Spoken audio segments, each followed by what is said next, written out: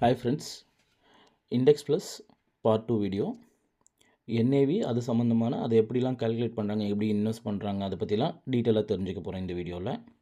அதுக்கு நம்ம LICindia.in அந்த வெப்சைட் உள்ளே போயிடுறோம், நம்மளோட LIC வெப்சைட்டில். ஸோ ஸ்பான்சர் போகாமல் கீழே அடுத்த லிங்க் வரும், அதில் கிளிக் பண்ணி உள்ளே போங்க.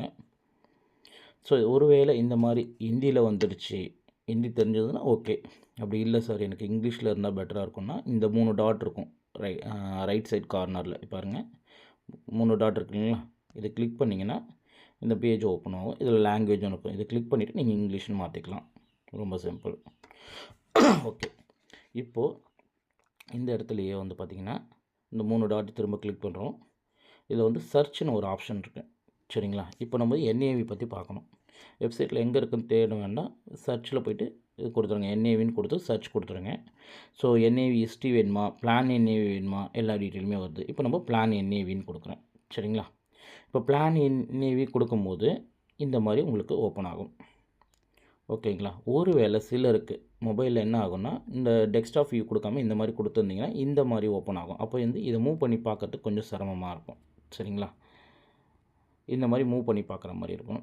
இப்போ நம்ம என்ன ஃபண்ட் பார்க்குறோம், என்ன டேட்டில் NAV அப்படின்றது. இப்போ இண்டெக்ஸ் ப்ளஸ் 873 ஆல்மோஸ்ட் கீழே லாஸ்ட்டுக்கு ஒரு 2 இதுக்கு முன்னாடி இருக்குது, சரிங்களா. Index plus 873 flexi growth, flexi smart growth. இப்போ இதை ஃபுல்லாக வரணும் அப்படின்னும் போது மேலே இந்த 3 டாட்டை கிளிக் பண்ணி இதில் வந்து பார்த்திங்கன்னா டெஸ்க்டாப் சைட்னு கொடுத்துட்டிங்கன்னா உங்களுக்கு கொஞ்சம் இந்த வியூ கொஞ்சம் பெட்டராக இருக்கும், ஒரே பேஜில் எல்லாமே பார்த்துக்கலாம், சரிங்களா. ரைட், இப்போது இண்டெக்ஸ் ப்ளஸ் இந்த பிளானில் அதாவது 6/2/2024 லான்ச் பண்ணியிருக்காங்க, சரிங்களா. என்னையோட NAV பார்க்குறோம் அப்படின்றது நம்மளுக்கு தெரியணும் இல்லையா. 17/10/2025 அந்த டேட்டுக்கான NAV வந்து டிஸ்பிளே ஆகிருக்கு, ஓகேங்களா. 17/10 இப்போ சனி ஞாயிறில் வந்து அந்த NAV வந்து மாறாது, சரிங்களா. வீக் டேஸில் மட்டும்தான் NAV மாறும், ஷேர் மார்க்கெட் மாறுறதுக்கு ஏற்ற மாதிரி. இன்றைக்கி டிக்ளேர் பண்ணுற NAV பார்த்திங்கன்னா அன்றைக்கி மதியானம் 3 மணி வரைக்கும், அதாவது நேற்று டிக்ளேர் பண்ண NAV மறுநாள் 3 மணி வரைக்கும் உங்களுக்கு செல்லுபடி ஆகும். மறுநாள் ஷேர் மார்க்கெட்டில் அஃபெக்ட் ஆகுது 3 மணிக்கு மேலே தான் இதில் ரிஃப்ளெக்ட் ஆகும், சரிங்களா. நீங்கள் சரண்டர் பண்ணுறீங்க அப்படின்னா அன்றைக்கி என்ன வேல்யூ இருக்கோ அதை கொடுத்துருவாங்க. 3 மணிக்கு மேலே கொடுக்கும்போது மறுநாள் என்ன வேல்யூ இருக்கோ அது வந்து உங்களுக்கு சரண்டர் வேல்யூவாக கொடுக்குற மாதிரி வரும், ஓகேங்களா. இண்டெக்ஸ் ப்ளஸில் ஃப்ளெக்ஸி க்ரோத் இது வந்து பார்த்திங்கன்னா ஒரு ஷேர் வந்து 10 ரூபாய்க்கு லான்ச் பண்ணியிருக்காங்க. ஸோ ஒரு வருஷம் கிட்டத்தட்ட 2 வருஷம் ஆகலை இன்னும், ஓகேங்களா. ஒரு வருஷம் 9 மாதம் சம்திங் ஆகுது. 12.16 வந்து இன்றைக்கி லாபமாக வந்திருக்கு ஒரு ஷேரோட வேல்யூ, சரிங்களா. இதே ஃப்ளெக்ஸி ஸ்மார்ட் க்ரோத் பார்த்திங்கன்னா 12.22 08, சரிங்களா.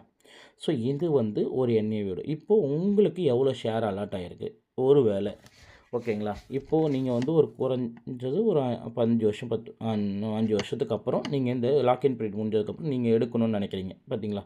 இப்போ மற்ற பிளானுக்குள்ள NAV இருக்குது பாருங்கள், money plus, market plus, profit plus. So இந்த மாதிரி ஒரு குறிப்பிட்ட காலத்துக்கு அப்புறம், சரிங்களா, உங்களோட NAV என்னவா இருக்குது அப்படின்றத பார்க்கணும்.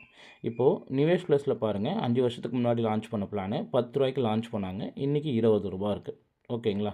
டிஸ்கவுண்ட் ஃபண்டில், க்ரோத் ஃபண்டில் 22 ரூபா இருக்குது. ஸோ இதை வச்சு நம்ம கேல்குலேட் பண்ணோம் அப்படின்னா இந்த கஸ்டமர் வந்து 10 ரூபாய்க்கு ஷேர் வாங்கியிருக்காங்க, சரிங்களா. இன்றைக்கி 22 ரூபா போகுது. ஒருவேளை அவர் வந்து 1 லட்ச ரூபாய் இன்வெஸ்ட் பண்ணியிருக்காங்க, தோராயமாக சொல்கிறேன் நான். அவரோட செலவு கணக்கு எல்லாம் போக ஒரு 5000 ரூபா வந்து அவருக்கான செலவு கணக்காக போயிருக்கு. அதாவது அட்மினிஸ்ட்ரேஷன் சார்ஜு, மார்க்கெட்டிங் சார்ஜு எல்லாமே, மார்ட்டாலிட்டி இதெல்லாம் சேர்த்து ஒரு 5000 ரூபா போனால் கூட, ஒரு எக்ஸாம்பிள் தான் நான் சொல்கிறேன் தோராயமாக. அப்போது அவருக்கு 95,000 ரூபா இருந்திருக்கும். அப்போ 95,000 ரூபா என்ன பண்ணியிருப்பாங்கன்னா 10ஆல் வகுத்து, ஒரு யூனிட்டோட ப்ரைஸ் எவ்வளோ, 10 ரூபா அப்போ வாங்கும் போது, அப்போ 10ஆல் வகுத்து 9500 யூனிட் வந்து அவருக்கு அலாட் பண்ணியிருப்பாங்க. இதுக்கப்புறம் பார்த்திங்கன்னா அவரோட அந்த அட்மினிஸ்ட்ரேஷன் சார்ஜ், மெயின்டெனன்ஸ் சார்ஜெல்லாம் இது பண்ணியிருப்பாங்க. ஸோ அதுக்கு வந்து இதில் வந்து ஷேராக தான் வெளியே எடுப்பாங்க, சரிங்களா.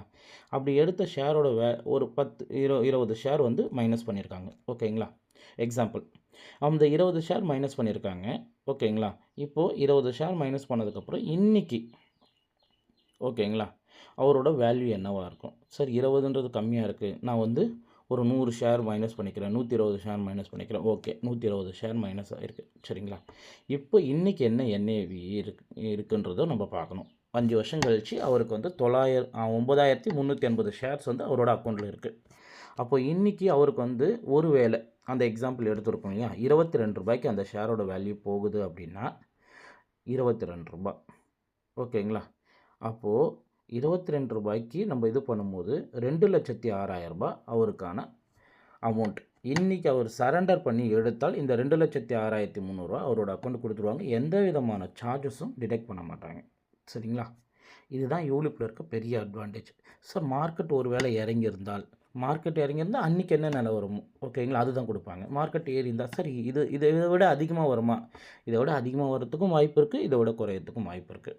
ஆனால் லாங் ரனில், அதாவது குறைஞ்சது ஒரு 5 வருஷம் 8 வருஷம் 10 15ன்னு போக போக நம்மளோட பணம் வந்து கொஞ்சம் கொஞ்சமாக மெல்ல மெல்ல அதிகரிச்சுட்டு தான் இருக்கும். சரிங்களா? இதை எப்படி நம்ம இது புரிஞ்சுக்கிறது அப்படின்றத பாருங்கள். இப்போ கூகுளில் போயிட்டு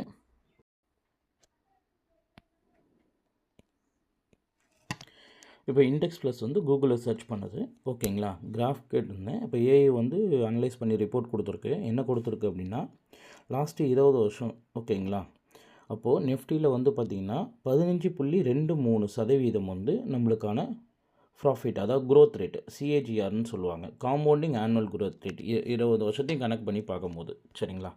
இதே தரத்தில் இதில் என்னெல்லாம் முக்கியமாக நம்ம நோட் பண்ணோம், key takeaway from historical data பார்த்திங்கன்னா ஸ்ட்ராங் லாங் டேர்ம் க்ரோத், ஒரு நல்ல க்ரோத் வந்து கிடைக்கணும் அப்படின்னும் போது நம்ம இதில் இன்வெஸ்ட் பண்ணுறது நம்ம லாங் டேர்மில், ரொம்ப ஷார்ட் டேர்ம் கிடையாது, லாங் டேர்மில். ஓகேங்களா? Marketing volatility ups and downs இருக்கும். ஓகேங்களா? ஆனால் அது எப்படி இருக்கும்னு பாருங்கள். Both high growth and significant negative growth in sudden years with negative returns of 20% in 2 calendar years. ஒரு 2 வருஷத்தில் டவுன் ஆகிருக்கு. சரிங்களா? ஆனால் டோட்டலாக நம்ம பார்க்கும்போது, ஓகேங்களா, கன்சிடியாக லாங்கர் டேர்மில் பார்க்கும்போது, ஓகேங்களா, ஹிஸ்டாரிக்கல் என்ன சொல்கிறாங்க, 22 வருஷம் எக்ஸ்பீரியன்ஸில் 17 வருஷம் பாசிட்டிவ் க்ரோத் கொடுத்துருக்கு. ஓகேங்களா, 2 வருஷம் நெகட்டிவ் க்ரோத் கொடுத்துருக்கு, ஒரு 3 வருஷம் வந்து மைனஸும் இல்லை ப்ளஸ்ஸும் இல்லை, ஆவரேஜ் ரிட்டர்ன்ஸ் கொடுத்துருக்கு. சரிங்களா? ஸோ அந்த மாதிரி நம்ம லாங் ரனில் இது வந்து நல்ல ரிட்டர்ன்ஸ் கொடுக்கும். இப்போ இந்த நிஃப்டி 50யில், ஓகேங்களா, கடந்த 33 வருஷத்தோட எக்ஸ்பீரியன்ஸ் எடுத்திருக்கும். சரிங்களா? எப்படின்னா அதோட ஷேர் வேல்யூ எந்த அளவுக்கு உயர்ந்திருக்கு அப்படின்றது கிராஃப் இது. இதில் வந்து பார்த்திங்கன்னா இதில் பாருங்கள் 1990லேருந்து. சரிங்களா? ஸோ இதோட சோர்ஸ் வந்து பார்த்திங்கன்னா mutual fund India, funds India research, ஓகேங்களா, 2023 வெளியிட்ட டேட்டா. ஸோ இந்த மாதிரி கீழே இருக்குது பாருங்கள், ஒரு க்ரீன் லைனும் ஒரு மாதிரி ஆஷ் கலர் கலந்த மாதிரி ஒரு லைன் இருக்குதுங்க. அதுதான் வந்து ஷேர் மார்க்கெட்டோட அந்த இண்டெக்ஸோட இது. சரிங்களா? ஸோ மேலே கொஞ்சம் கொஞ்சமாக எழும்புது, கீழே கொஞ்சம் இறங்குது, திரும்ப மேலே எழும்புது. சரிங்களா? ஒரு அலை மாதிரி அப்படி ஏறி இறங்குது இல்லைங்களா, அந்த மாதிரி போயிட்டு இருந்தது. திடீர்னு 2006 2007 நல்ல பீக்குக்கு வந்தது, திரும்ப ஒரு டவுன்ஃபால் வந்தது, திரும்ப பீக் வந்தது, திரும்ப ஒரு டவுன்ஃபால் வந்தது. ஆனால் யோசிச்சு பாருங்கள், இப்போ 2004லேருந்து, ஓகேங்களா, 2008 ஒரு டவுன் வந்தாலும் திரும்ப அது 2009 10 ரெக்கவரி ஆகி வந்துடுச்சு. சரிங்களா? திரும்ப பார்த்திங்கன்னா 2020 எல்லாருக்குமே தெரியும் 2020 என்ன நடந்ததுன்ட்டு. கோவிட் வந்தபோது சடனாக ஒரு டவுன்ஃபால் ஷேர் மார்க்கெட், திரும்ப அது பிக்கப் ஆகி வந்தது, திரும்ப அது மாதிரியே க்ரோத் ஆகிட்டே வந்து, ஓகேங்களா, இப்போ லாங் ரனில் யோசிச்சு பாருங்கள். ஓகேங்களா? ஸோ அப்போது ஒரு குறிப்பிட்ட காலத்தில் இன்வெஸ்ட் பண்ணி ஒரு 8 வருஷம் 10 வருஷம் டைம் பீரியடில் எடுக்கிறாங்கன்னா அவங்களுக்கு நல்ல ரிட்டர்ன் வந்திருக்கு. ஓகேங்களா? இந்த இறங்கினோடனே வாங்கி அதிகமாக போகும்போது விற்கிறதுலாம் வந்து ட்ரேடிங்னு சொல்லுவாங்க, அது நம்ம சொல்லலை. சரிங்களா? உங்களுக்கு நிறைய விஷயம் தெரிஞ்சிருக்கு, நீங்கள் ட்ரேடிங் பண்ணுற அளவுக்கு இன்டெலிஜென்ட்னா ஓகே. பட் இனிஷியலாக ஷேர் மார்க்கெட்டில் நான் கொஞ்சம் இன்வெஸ்ட் பண்ணணும், எனக்கு ஒரு நல்ல லாபம் வரணும் அப்படின்னும் போது நம்ம பண்ணுறத விட நம்ம பின்னாடி ஒரு எக்ஸ்பர்ட் இருந்து அவங்க பண்ணாங்கன்னா அது பெட்டராக இருக்கும். சரிங்களா? அப்போ அந்த எக்ஸ்பர்ட்டுக்கு வந்து ஒரு நல்ல விஷயங்கள் தெரிஞ்சு, ஓகேங்களா, சில கட்டுப்பாடுகளோடு, ஓகேங்களா, அவங்க இன்வெஸ்ட் பண்ண போகிறாங்க. அதுலேயும் எல்லா ஷேர்லையும் இன்வெஸ்ட் பண்ணாமல் அந்த இண்டெக்ஸில் மட்டும் இன்வெஸ்ட் பண்ண போகிறாங்க, டாப் 50 டாப் 100ல் மட்டும். அதுதான் இண்டெக்ஸ் ஃபண்டு. சரிங்களா? இப்போது கடந்த 33 வருஷத்தில் பார்த்திங்கன்னா 72 மடங்குக்கு மேலே இன்க்ரீஸ் ஆகிருக்கு. இப்போது இதே வந்து நம்ம தனியாக இன்வெஸ்ட் பண்ணும்போது இந்த கம்பெனியில் இன்வெஸ்ட் பண்ண ஏறிச்சு இறங்குச்சுன்ற பயத்தில் உடனே எடுக்க தோணும். பட் ஆனால் ஆவரேஜாக நம்ம பார்க்கும்போது ஒரு நல்ல விஷயம், ஒரு 5 வருஷத்துக்கு நம்ம லாக்இன் பண்ணால் கூட ஒரு நல்ல ரிட்டர்ன்ஸ் கிடைக்கும். ஓகேங்களா? நீங்கள் கேபிட்டல் கேரண்டியோடு இன்வெஸ்ட் பண்ணுறது நல்ல விஷயம். எஃப்டியில் போடுறது நல்ல விஷயம். எடுத்து இதில் போடுங்க நான் சொல்லலை. சரிங்களா? உங்களோட ஃபினான்ஷியல் பிரமிட் பிரகாரம் ஒவ்வொரு லெவல் ஆஃப் இன்வெஸ்ட்மெண்ட்லையும் கொஞ்சம் கொஞ்சமாக இன்க்ரீஸ் பண்ணிட்டு இருக்கணும். நீங்கள் கன்வென்ஷனல் பாலிசியில் இன்வெஸ்ட் பண்ணிவிட்டு அதுக்கு அடுத்த லெவல் ஆஃப் இன்வெஸ்ட்மெண்ட்டு ஓகேங்களா? அப்போது நெக்ஸ்ட்டு இது வேணும், ஷார்ட் டேர்மில் வேணும், கொஞ்சம் லிக்விடிட்டி இருக்கா மாதிரி வேணும், 5 வருஷத்துக்கு அப்புறம் எப்போனாலும் எடுத்துக்கலாம் அப்படின்னும்போது இந்த இண்டெக்ஸ் பண்ணுறது ஒரு நல்ல சஜஷனாக இருக்கும். ஓகேங்களா? நீங்கள் கஸ்டமருக்கு இதெல்லாம் ப்ராப்பராக எஜுகேட் பண்ணி இதோட விஷயத்த சொல்லி கொடுங்க. Thank you friends. I hope you understand. ஓகேங்களா? ஃபர்தராக எது டவுட்ஸ் இருந்தாலும் எனக்கு கால் பண்ணுங்கள், மெசேஜ் பண்ணுங்கள். ஓகேங்களா? என்னால் முடிஞ்ச அளவுக்கு நான் சப்மிட் பண்ணுறேன். அண்டு இது ஓகேங்களா? இந்த என்ஏவி இப்போ எல்ஐசியோட என்ஏவி எப்படி போயிட்டுருக்கு? ஓகேங்களா? ஸோ இந்த என்ஏவியோட இது நம்ம எப்படி நமது சிஏஜிஆர் இப்போது எல்ஐசி இன்வெஸ்ட் பண்ணதுலேருந்து எவ்வளோ சிஏஜிஆர் வந்திருக்கு, எந்தெந்த பாலிசிக்கு எவ்வளோ வந்திருக்கு. இப்போ நடப்பில் வந்து பார்த்திங்கன்னா இந்த 4 பாலிசிகள் வந்து யூனிட் சொந்தமாக இருக்குது. இதில் நம்ம பார்க்குறது வந்து இண்டெக்ஸ் ப்ளஸ். ஓகேங்களா? Flexi growth fund, flexi smart fund.